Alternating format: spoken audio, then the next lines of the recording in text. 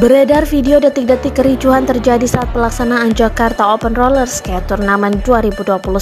Video tersebut diunggah akun Facebook Nisa Anissa Selasa 14 Desember 2021. Diketahui, kejadian tersebut terjadi di Gor Sunter Jakarta International Roller Track Arena atau JIRTA Jakarta Utara, tempat dilaksanakannya turnamen. Dalam unggahan, terlihat salah seorang pria berlari hendak memukul seseorang yang berada di luar arena Gor Sunter. Ia ditahan oleh beberapa orang lainnya. Keterangan postingan dituliskan bahwa kejadian tersebut disebabkan karena adanya tindakan tak profesional yang dilakukan pihak penyelenggara, tidak membangun komunikasi dengan baik kepada para peserta, official, orang tua, calon atlet atau penonton. Tulis keterangan unggahan dikutip Tribun Timur. Dijabarkan pula permasalahan yang terjadi selama turnamen berlangsung dan berujung pada kericuhan.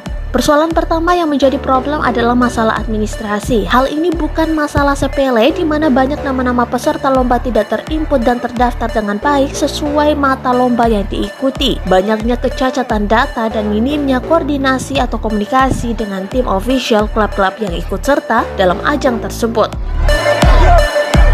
Persoalan kedua yang sangat tidak terpuji terjadi sebuah tindakan kekerasan atau pemukulan yang dilakukan wasit dan panitia kepada tim official dari salah satu klub besar di Bekasi. Terlebih, wasit tersebut adalah mantan atlet nasional yang seharusnya memberikan sikap yang terpuji di hadapan adik-adiknya calon atlet. Jelas kutipan tersebut.